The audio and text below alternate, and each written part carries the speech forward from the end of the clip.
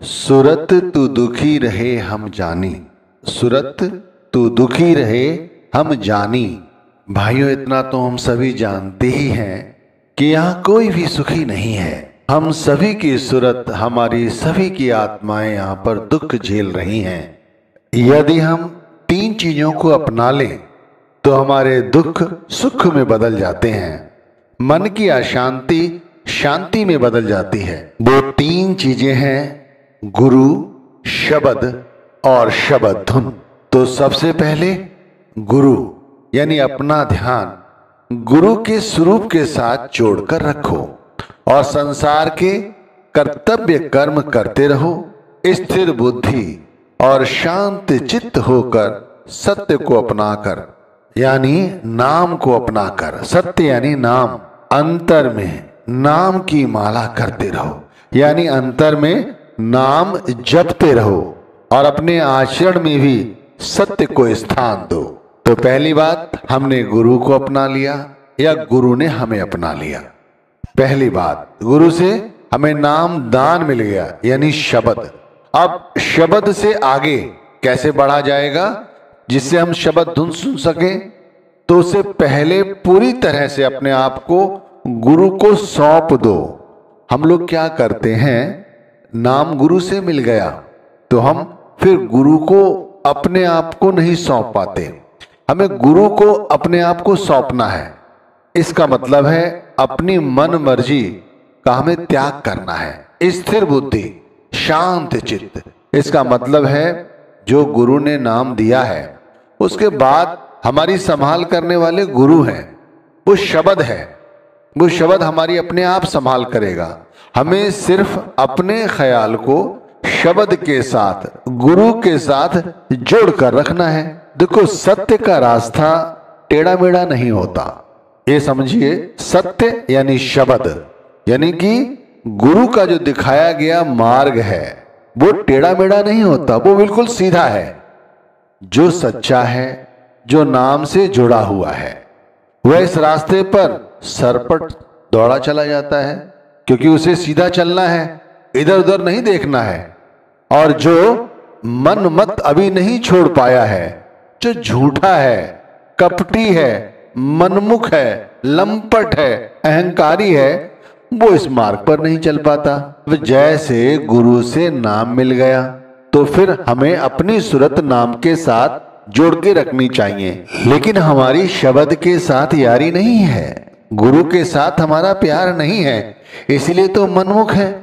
इंद्रिय के स्वादों में हम गुरु का जो बताया गया संदेश है वो हम भूल गए, यानी जो शब्द हमें उन्होंने समझाया वही शब्द हम भूल गए। जा दिन से हम शब्द विसारा, मन संग यारी ठानी, मन मूरख तन साथ बंधानी, इंद्री स्वाद लुभानी। ये हमारा, हम ये करते हैं सारा दिन। हम ये नहीं करते कि सत्य का जो रास्ता है, जो गुरु का रास्ता है, जो हमें उन्होंने दिखाया है, जो बिल्कुल सीधा है, टेढ़ा मेढ़ा नहीं है, हम उस पर नहीं चलते। भाई, हमें कर्तव्य कर्म ही तो करने हैं। तो हम नाम जपते रहें, गुरु के स्वरूप के साथ ध्यान आपको जोड़कर रखें और संसार के काम धंधे करते रहें, घर परिवार की जरूरतों को पूरा करते रहें, खुश रहें, शांत चित्त रहें। लेकिन हमने नाम विसार दिया, गुरु का ध्यान तक नहीं किया और इंद्रियों के साथ हमारी मित्रता है, गुरु के साथ नहीं है। इसीलिए तो इंद्रिय के स्वाद के चक्कर में ही तो हम यहाँ पड़े हैं और दुख झेल रहे हैं। लोग कहते हैं ना कि नाम दान मिल जाने पर लोग सुखी हो जाते हैं, उन्हें फिर कोई चिंता नहीं रहती। वाकई में नहीं रहती, लेकिन उन लोगों को चिंता नहीं रहती जो सब कुछ अपने आप को गुरु के हवाले कर देते हैं। गुरु कोई हमारे धन का भूखा नहीं है भाई, ध्यान रखिए। नहीं वो हमसे कहते हैं कि अपने घर की ताला कुंजी लगा के हमें दे जाओ, बैंक बैलेंस हमारे नाम कर दो। वो सिर्फ कहते हैं कि अपने चित्त को शब्द के साथ जोड़ के रखो। फिर जो रास्ता दिखाया है, देखो, सत्य मार्ग सीधा मार्ग है, सत्य मार्ग टेढ़ा मेढ़ा नहीं है। जैसे घोड़े कि दोनों आंखों के इधर उधर चमड़ा लगा देते हैं जिससे वो सीधा देखे। इसी तरह अगर हम गुरु के स्वरूप के साथ अपना ध्यान जोड़कर रखें और दुनियावी काम धंधे करते रहें तो फिर हम इधर उधर नहीं भटकेंगे। हमारा भटकने का कारण है कि हमारे अंदर तमस है, हमारे अंदर वासना है, हमारे अंदर लोभ है, लालच है, आसक्तियां हैं, और ये सब कुछ हमें सोते जागते हर वक्त दिखाई देती हैं। यानी हर वक्त हम इनका चिंतन करते रहते हैं। तो हमारे लिए ये सब क्या हुआ, एक भूल भुलैयों की तरह है, हम इनमें ही फंसे रहते हैं। तो इससे इस तरह भी कह सकते हैं, जैसे स्वामी जी ने समझाया है कि जग में घोर अंधेरा भारी, तन में तम का भंडारा, स्वपन जागृत दोनों देखी, भूल भुलैया धर मारा। अब ये जो जग में अंधेरा है, तो जग में अंधेरा जो है वो इसीलिए है क्योंकि हम इस अंधकार का हिस्सा हैं। हम अपनी इंद्रियों के चक्कर में इधर उधर ही देखते रहते हैं, दौड़ते रहते हैं, फिर हम दुख पाते हैं। हमारे अंदर क्या है, तमस है, वासनाएं हैं, कामनाएं हैं। तो भाई इन्हें कैसे अपने से निकालोगे? इन्हें निकालना इतना आसान नहीं है। खाली नाम मिल जाने से ही कोई सत्संगी नहीं हो जाता। नाम मिलने के बाद तो भाई हमारी जिम्मेवारी और भी मजबूती से बढ़ जाती है कि हम अपने आप को गुरु को सौंप दें, मन मत छोड़कर गुरु मत अपनाएं। देखो, यदि सही तरह से हम गुरु को अपना लें तो हमारा हृदय सच को धारण कर लेता है। जब सच पर व्यक्ति चलता है तो सच का रास्ता कठिन है, क्योंकि झूठों का बोलबाला है इस कलयुग में। सच्चाई तो बहुत देर से अपना स्थान उजागर कर पाती है। क्यों? क्योंकि कर्मों का जो लेखा जोखा हमें जो देना पड़ता है, लेकिन यह है कि यही निपटारा हो जाता है।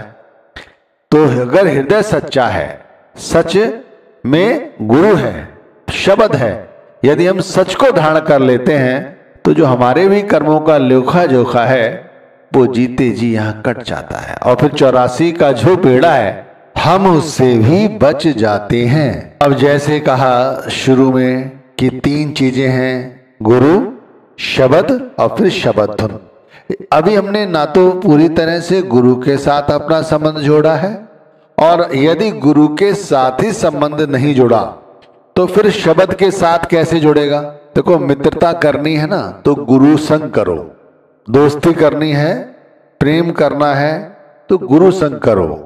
गुरु को अपना पिता समझो, माता समझो, भाई समझो, जो समझना है समझो, गुरु को समझो, अपना दिल खोलकर उनके सामने रख दो। भक्ति जब करो, मैं तो जब नाम का सुमिरन करने बैठता हूं तो सब आसक्तियों का त्याग करके, ना मन में कोई धन दौलत है, ना ही कोई आसक्ति है किसी तरह की, ना स्त्री की, ना परिवार की, समस्त आसक्तियों को त्याग कर पूरी तरह से गुरु के रंग में रंगने की कोशिश करता हूं, अभ्यास करता हूं। यही अभ्यास आपको भी सिखा रहा हूं कि सब कुछ गुरु को समझो, मित्र समझो, पिता समझो, भाई समझो, बहन समझो, माता समझो, जो कुछ है अपने दिल की बात उनके सामने खोल के रख दो। क्योंकि यहाँ बाकी जितने सारे रिश्ते हैं वे सब ठग के हैं।